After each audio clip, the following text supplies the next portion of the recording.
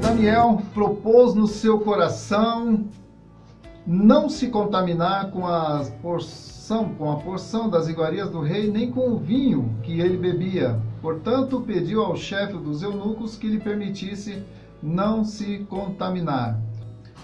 Daniel, ele estava entre os exilados de Judá.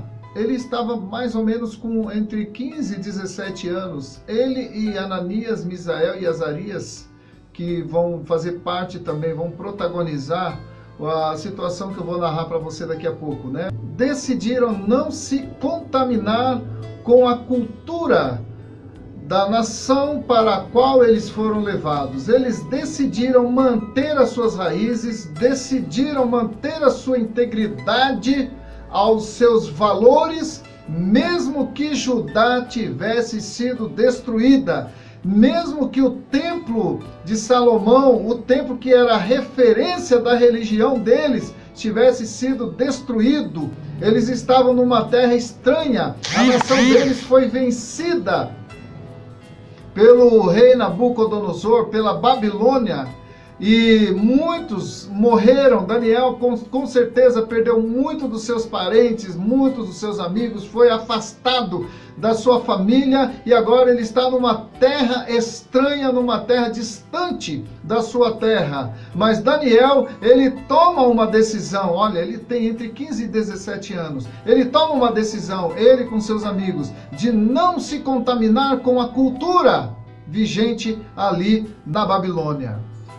Porque Daniel, ele foi escolhido, ele vai ser escolhido para fazer uma espécie de curso, né?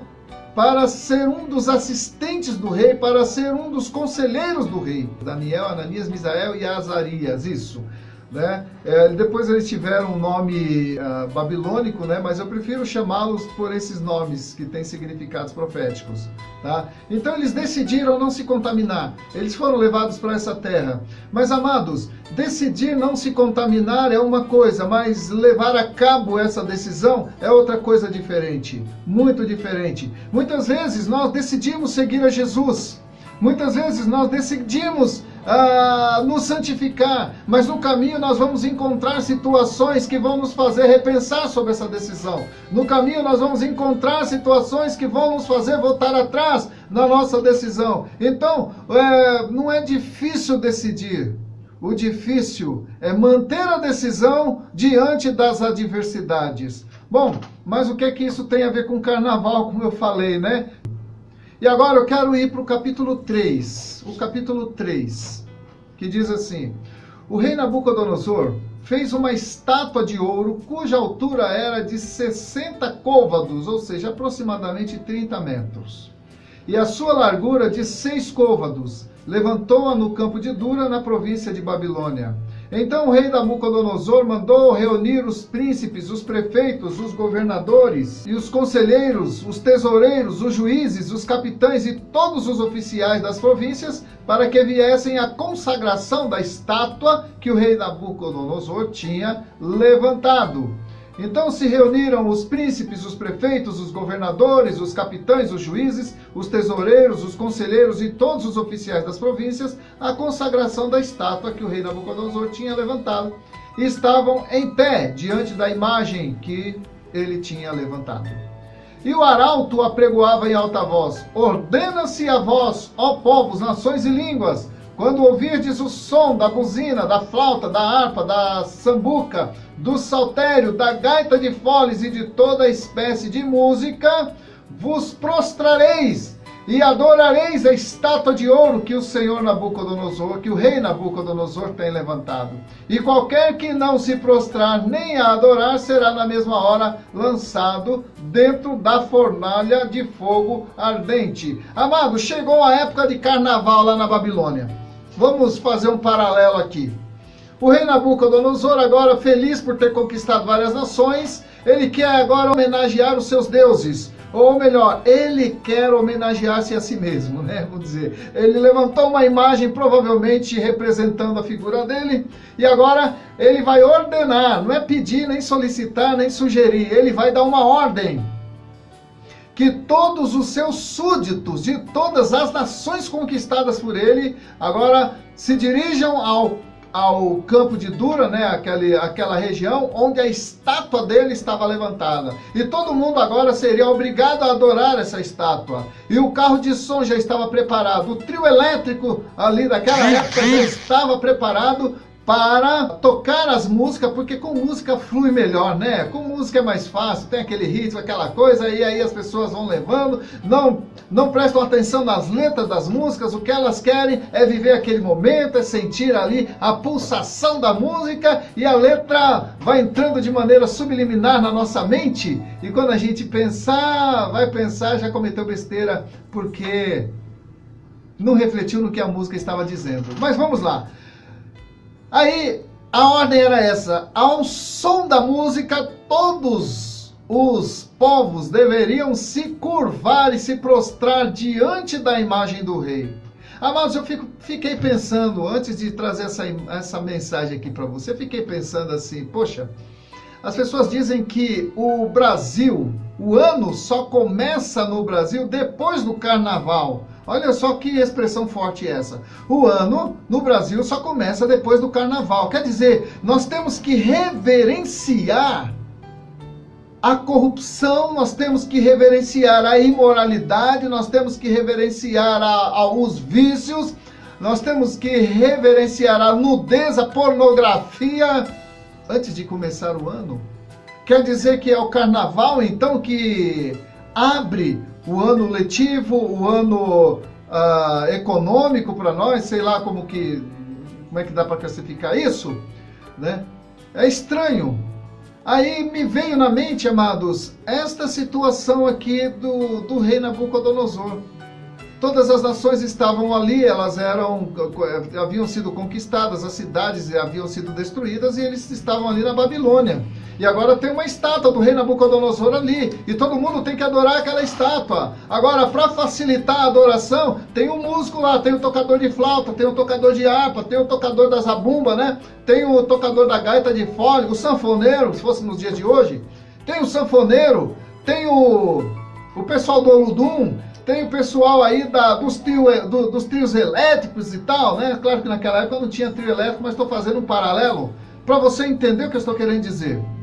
E aí, amado, havia uma sentença para aquele que não obedecesse, ou seja, para quem não entrasse naquele mover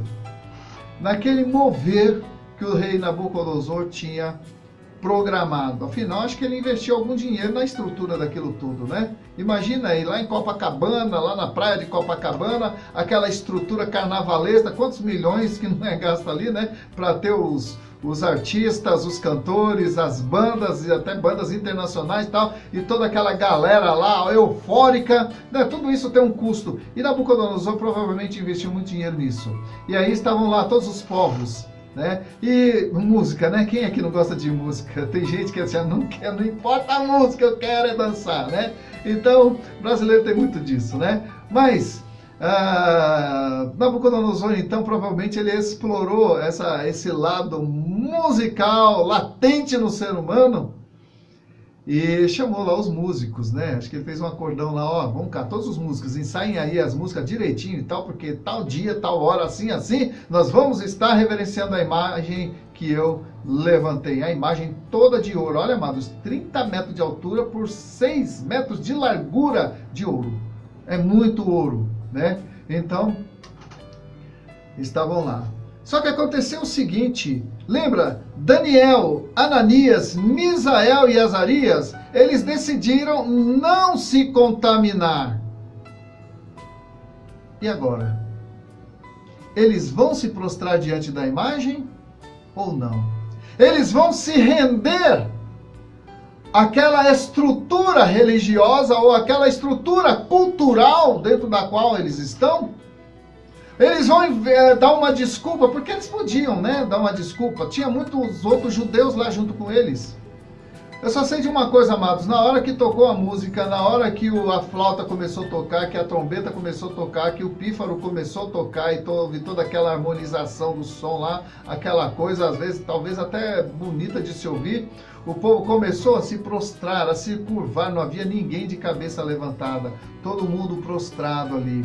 Tinha judeu, homens, mulheres que foram deportados de Judá, os que sobreviveram de Judá para a Babilônia, que se prostraram diante da imagem. Mas Daniel, Ananias, Daniel não estava lá, né? A Bíblia não menciona Daniel ali, provavelmente ele estava fazendo outra coisa. Mas Ananias, Misael e Azarias, ou Mesaque, Sadraque e Abidnego, né? Que era o nome babilônico deles. Eles não se prostraram, eles honraram a decisão que haviam feito. Eles não se prostraram diante da imagem. Mas eles poderiam ter falado assim, bora fazer uma exceção, porque olha só, você vê, quem não se prostrar diante da imagem vai ser queimado na fornalha de fogo. Quer dizer, a gente precisa rever, né, nossa postura agora diante dessa situação. Porque quando a gente decidiu não se contaminar, a gente não estava levando em conta que a gente ia passar por uma situação assim. Amado, decisão muitas vezes nos coloca em situações de perigo em que a gente tem que reavaliar muitas coisas. Mas decisão é decisão. E eles se mantiveram firmes na decisão que tomaram. Olha só. Eles ficaram em pé ali. Eles não se prostraram. Eu vou continuar o relato aqui. Versículo 6. E qualquer que não se prostrar e não adorar, será na mesma hora lançado na fornalha de fogo ardente. Portanto, no mesmo instante em que todos os povos ouviram o som da buzina, da flauta, da harpa, da sambuca, do saltério, de toda espécie de música, prostraram-se todos os povos, nações e línguas, e adoraram a estátua de ouro que o rei Nabucodonosor tinha levantado. Por isso, no mesmo instante, chegaram perto alguns caldeus e acusaram os judeus, os 4 apenas, né? E responderam dizendo ao rei, ó rei, vive eternamente. Tu, ó rei, não baixaste um decreto pelo qual todo homem que ouvisse o som da buzina, da flauta, da harpa, da sambuca, do saltério, da gaita de foles e de toda espécie de música se prostrasse e adorasse a estátua de ouro? E qualquer que não se prostrasse e adorasse seria lançado dentro da fornalha de fogo ardente? Há uns homens judeus, os quais constituíste sobre os negócios da província de Babilônia, a saber, Sadraque, Mesaque e Abidnego. Esses homens, ó rei, não fizeram caso de ti.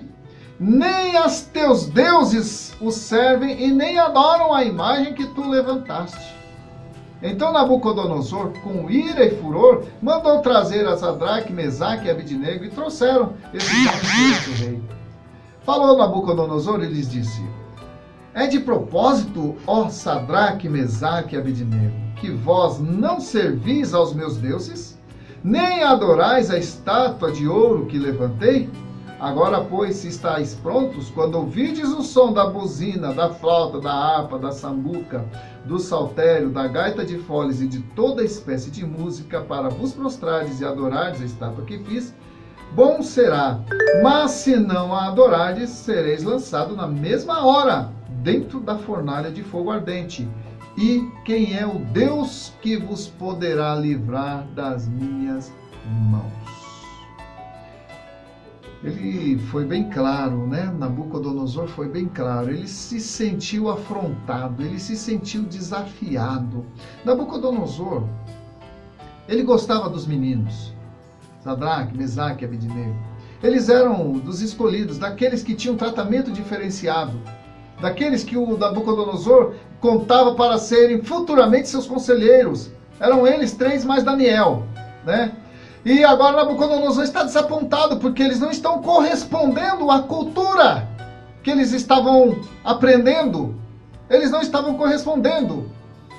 Nabucodonosor não entendia que havia uma decisão no meio dessa conversa que eles tinham tomado um tempo antes, de não se contaminar nem com as iguarias do rei, ou seja, eles não iam comer a mesma comida que o rei comia, porque era comida sacrificada a ídolos, e também eles não iam se deixar levar pela cultura idólatra, pelo paganismo vigente ali naquela terra.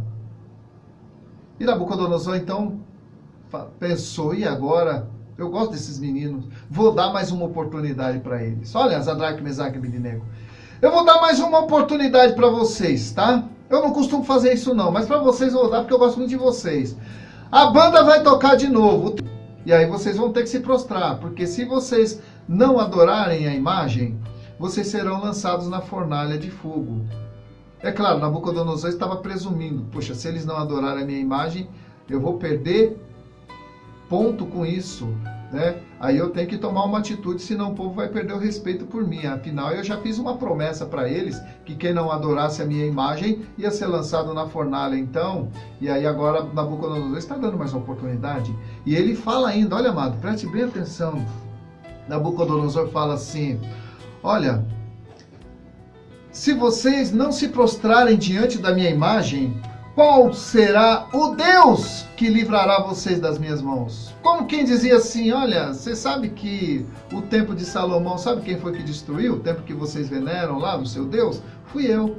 Sabe quem destruiu as nações vizinhas lá, de que vocês têm o conhecimento? Fui eu. Todos os povos que aqui estão, eu desclassifiquei todos os deuses deles. Eu desmascarei os deuses de todas as nações. Porque os meus deuses são maiores do que os deuses de vocês. Então, Mesaque, Sadraque, Abednego, pensa bem. Qual é o Deus que vai livrar você das minhas mãos? Você já não tem mais templo. Aliás, a cidade do vosso Deus foi destruída. O seu Deus não conseguiu salvar vocês das minhas mãos. Agora vocês estão nas minhas mãos. Querido, eu vou ser sincero com você. Se eu estivesse lá diante de um argumento desse, talvez eu me rendesse, viu? Mas ainda bem que eu não estava. Deus sabia, né? Mas Ananias, Misael e Azarias, eles responderam assim, olha só, versículo 16. Responderam Sadraque, Mesaque e Abednego e disseram ao rei Nabucodonosor, não necessitamos de te responder sobre isso. Eis que o nosso Deus a quem servimos é que pode nos livrar. Ele nos livrará da fornalha de fogo ardente e da tua mão, ó rei. E se não, fica sabendo, ó rei, que não serviremos aos teus deuses, nem adoraremos a estátua de ouro que levantaste. Querido, que coragem, que afronta.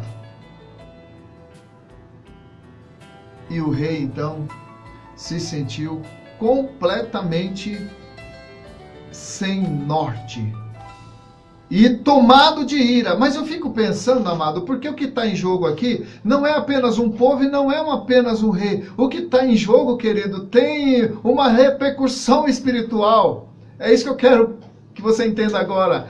Uma ressonância espiritual. Eu imagino que o inferno se levantou quando Satanás viu que havia 3 jovens ali que não se curvaram diante da imagem de Nabucodonosor, ou seja, que não se renderam à idolatria.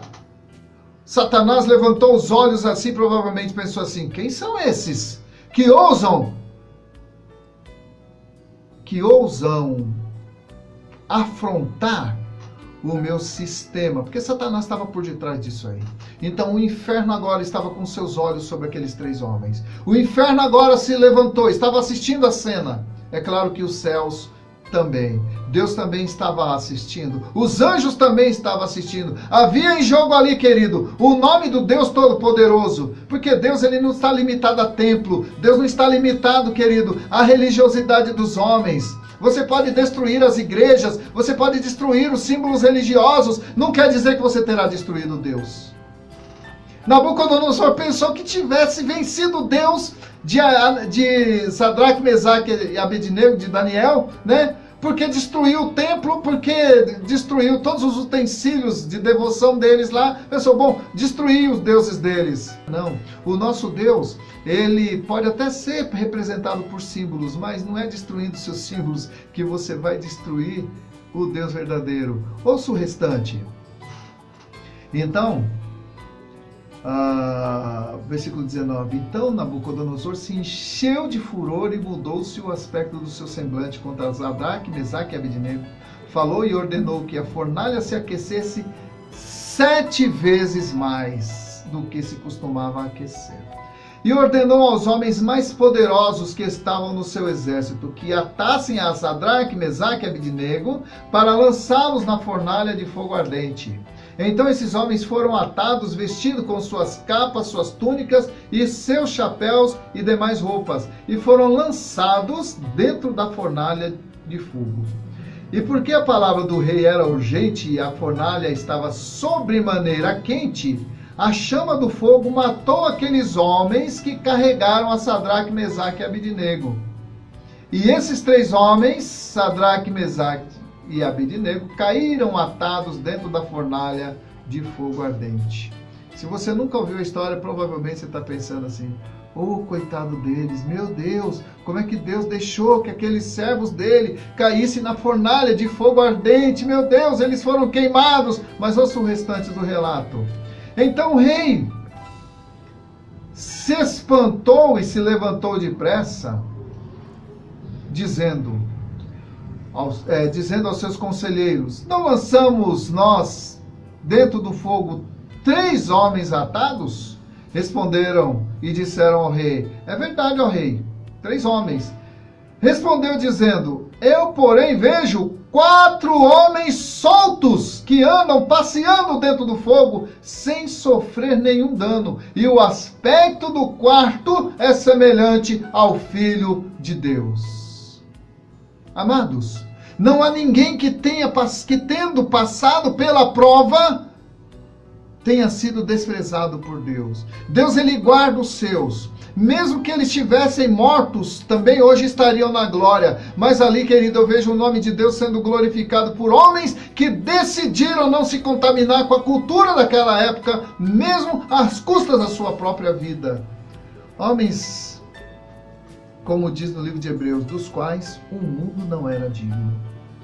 E aí, amado, trazendo para a nossa realidade hoje. Hoje nós, como igreja do Senhor Jesus, lavados, redimidos pelo sangue do Cordeiro, hoje que nós que somos sacerdócio real, povo de propriedade exclusiva de Deus, estamos agora numa época carnavalesca em que os trios elétricos estão aí nas ruas, em que os salões estão aí lotados, em que as ruas estão aí enfeitadas em todas as cidades, o Brasil inteiro tomado por essa festividade carnavalesca, onde Deus com certeza é o único que não é adorado, o verdadeiro Deus. Uma festa profana, pagã, que viola todos os mandamentos da palavra de Deus, uma festa que de Deus não tem nada. Nem que você queira fazer uma festa paralela, tipo aquele carnaval com Cristo, carnaval sem Cristo, aquela coisa toda. Amado, se a gente entendesse bem o que é ser igreja, a gente não ia entrar nessa não. A gente ia ser igreja. Igreja não está aqui para fazer uma cultura paralela, não. Igreja está aqui para ir contra a cultura que aqui está. Nós não temos que ter festas paralelas, não. Eu não defendo isso. É claro, pode ser que alguém, discorde de mim, tem todo direito. Mas, amado, qualquer coisa que tenha aparência de mal, ainda que você queira dar uma maquiagem cristã naquilo, não, é aparência de mal. É igual você querer servir para alguém que você ama uma sopa muito gostosa num pinico. Nós não podemos servir a Deus sopa no pinico. A nossa adoração não pode ter o menor resquício, querido, de inspiração satânica.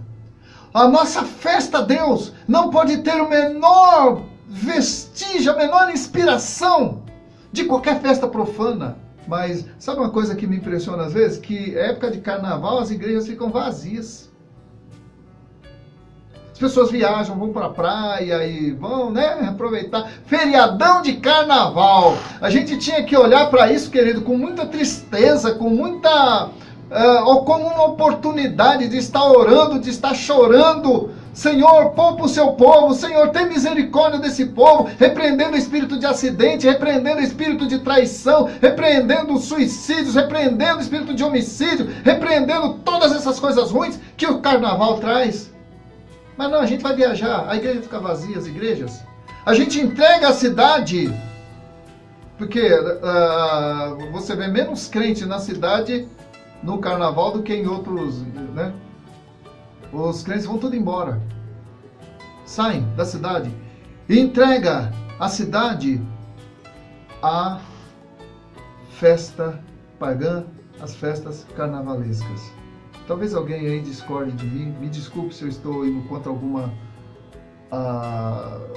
princípio diferente que você defenda, mas amado, quando eu vejo na palavra de Deus, quando eu leio os escritos do apóstolo Paulo, os escritos, as palavras de Jesus, eu vejo, querido, muita seriedade.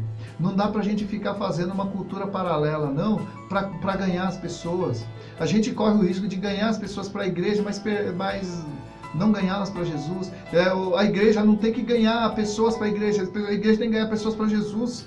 Como eu preguei aqui uma vez, se eu quiser ganhar pessoas para a igreja, eu trago um cantor de fama, eu trago um pastor de fama, então eu trago alguém de projeção nacional, claro, e encho a igreja de entretenimento, faço entretenimento para ganhar pessoas para a minha igreja. Mas para eu ganhar pessoas para Jesus, querido, eu tenho que pregar o evangelho.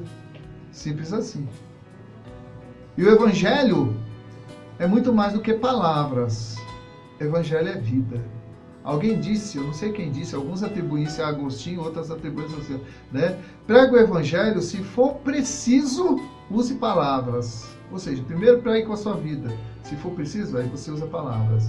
Então, amados, nós estamos vivendo esse contexto parecido com o contexto ali de Ananias, Misael e Azarias, que eles estavam diante de uma situação que eles poderiam manter suas vidas ali intactas, né? Adorar. Tipo assim, por fora eu tô adorando, mas por dentro não, só adoro a Deus. Não, eles fizeram questão, amados, de mostrar para todo mundo que eles estão na contramão daquele sistema. Porque os valores deles estavam em jogo. Eles fizeram questão de mostrar para o mundo que eles eram diferentes. É isso que a igreja hoje precisa fazer. Mostrar para o mundo que somos diferentes. Será que Jesus mudou a estratégia de ganhar as pessoas? Ou fomos nós que mudamos? Será que Jesus mudou de ideia? Falando, não, vamos pregar um evangelho mais light, vamos pregar um evangelho mais social, mais politicamente correto e tal. Não, eu acho que Jesus não mudou, não. Quem mudou foi a gente perdeu a perspectiva do que seja santidade, do que seja o evangelho, o cristianismo. Perdemos a noção do que é. Se alguém seguir após mim, negue-se a si mesmo, toma sua cruz e siga-me. O que é negar-se a si mesmo? O que é tomar a cruz? Amados, é uma vida de renúncia. Não é ficar trocando 6 por meia dúzia, não. Achando que está servindo ao Senhor. Eu sei que essa é uma palavra dura, uma palavra pesada. Mas, amados, quando eu vejo que as pessoas em época de carnaval, onde que Satanás, ele disponibiliza todas as suas hostes do mal para praticar todo tipo de perversidade, e que as pessoas dão essa autorização para ele. Antigamente tinha aquela coisa do prefeito da cidade entregar a chave da cidade ao tal do rei Momo. Não sei se ainda hoje tem isso aí, né? Mas nunca mais ouvi falar. Mas antigamente tinha essa tradição. E, amados, às vezes a gente pode levar isso como uma tradição, como alguma coisa assim, né? O Brasil só começa mesmo depois do carnaval. Satanás leva muito a sério isso. Enquanto a gente leva isso em banho-maria, na brincadeira, é superstição. Satanás, ele leva a sério. Ele toma isso como um princípio para ele, ou como uma porta para ele entrar e fazer o estrago que ele faz depois do carnaval. Ou durante o carnaval, né? Depois do carnaval é que a gente vai ver os estragos. Mas durante o carnaval, daqui a 9 meses, amados, quantas crianças vão nascer sem pais? Ou durante, né, nesse íntere, entre hoje e daqui a 9 meses, quantos abortos serão feitos? Quantas pessoas durante esses dias sofrerão acidentes? Quantos homens trairão suas mulheres? Quantas moças de 12, 13, 14 anos perderão sua virgindade? Quantas pessoas iniciarão sua vida de vícios por conta dessa festividade? Então é tempo de nós como igreja fazermos como Daniel, Ananias, Misael e Azarias, decidir, tomar uma decisão de não se contaminar. E para finalizar aqui, amado, olha só. Versículo 26. Então, chegando-se Nabucodonosor à porta da fornalha de fogo ardente, falou dizendo: Sadraque, Mesaque, Abednego, servos do Deus Altíssimo, saiam e venham. Então Sadraque, Mesaque e Abednego saíram do meio do fogo. E reuniram-se os príncipes, os capitães, os governadores e os conselheiros do rei, e contemplando esses homens, viram que o fogo não tinha tido poder algum sobre os seus corpos, nenhum só fio de cabelo da sua cabeça tinha se queimado, nem suas capas se mudaram, nem cheiro de fogo tinha passado sobre eles. Falou Nabucodonosor dizendo: Bendito seja o Deus de Sadraque, Mesaque e Abednego, que enviou o seu anjo e livrou seus servos que confiaram nele, pois violaram a palavra do rei, preferindo entregar os seus corpos para não servirem nem adorarem a outro Deus, senão o seu Deus. Olha que forte isso. Agora, amados, nós estamos vendo um versículo aqui, proferido da boca de um ímpio, da boca de alguém que afrontou o Deus verdadeiro. E ele deixa aqui agora esse legado para nós, né? Bendito seja o Deus de Sadraque, Mesaque e Abednego, que enviou seu anjo e os livrou, os seus servos que confiaram nele, pois violaram a palavra do rei, preferindo morrer a servir a outro Deus, senão ao seu Deus. E ele continua: por mim, então, pois é feito um decreto pelo qual todo povo e nação e língua que disser blasfêmia contra o Deus de Sadraque, Mesaque e Abednego seja despedaçado e as suas casas sejam feitas em monturo, porquanto não há outro Deus que possa livrar como este. Então o rei fez prosperar Sadraque, Mesaque e Abednego na província da Babilônia. Olha, amados, um rei ímpio, um rei pagão, um rei que no início ali do carnaval, que vamos supor, né, daquela época, ele desafiou todos os povos e os deuses dos povos. E Mesaque, Sadraque e Abednego aceitaram o desafio. Falou: não, nós não vamos adorar não. Temos a opção? Tem. É ser lançado da fornalha de fogo. Então a gente fica com a segunda opção. Nós não vamos adorar a imagem, nós vamos para a fornalha de fogo. Querido, nós estamos precisando de uma igreja desse estilo, desse naipe. Não uma igreja conivente, sabe? Do politicamente correto, sabe, não é bem assim, hoje os tempos mudaram. Olha, a Bíblia não mudou não. Se Jesus Cristo estivesse aqui, amado, eu fico pensando... como seria o discurso dele? Será que ele teria um discurso diferente do discurso dele, de quando ele andou por aqui? Por exemplo, a mulher adúltera, né? Se Jesus estivesse aqui hoje, tivesse uma cena semelhante àquela da mulher adúltera, e aí Jesus ia chegar e falar para os fariseus lá: olha, hoje tudo é normal, né? Essa mulher, ela está se valendo do direito que ela tem, o corpo é dela, meu corpo, minhas regras, então deixa a mulher se prostituir. Qual é o problema disso, né? Será que Jesus ia falar isso? Hoje a gente tem sido ensinado, amados, nas igrejas, a receber as coisas de Deus. Nós estamos vivendo um cristianismo do dadá. Lá no livro de Provérbios tem uma citação assim, né? A sanguessuga tem 2 filhas, o nome delas? Dá. Né? Nós estamos vivendo o evangelho da sanguessuga, do Deus que dá. E se Deus não quiser dar? Você muda de igreja? É assim que muita gente faz. Se Deus não te abençoar naquela igreja que você está, você muda de igreja, você vai procurar uma igreja onde você é abençoado, onde o discurso daquela igreja é aquele discurso triunfalista, é aquele discurso positivista, você vai ter, Deus vai te dar, Deus vai fazer, e aquela coisa toda. Amado, nós temos que estar preparados para as perdas. Daniel, Ananias, Misael e Azarias, eles estavam preparados para perder. Eles não se amedrontaram diante da sentença. A pergunta final, para a gente encerrar. Que cristianismo você tem vivido? Nós estamos vivendo dias difíceis.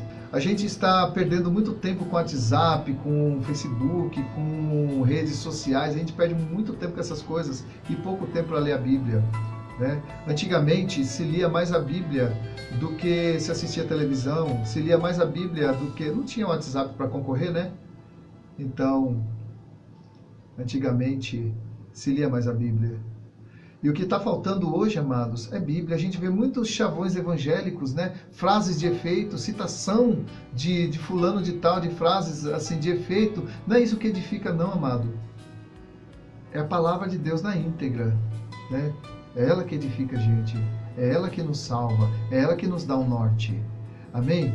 Que Deus possa nos abençoar e nos perdoar pela nossa negligência, né? E que nesse carnaval você pense, ou você tome uma decisão de não se contaminar. E mais ainda, não apenas não se contaminar, mas se envolver com as coisas do reino de Deus, se envolver com a obra de Deus. No mínimo, orar.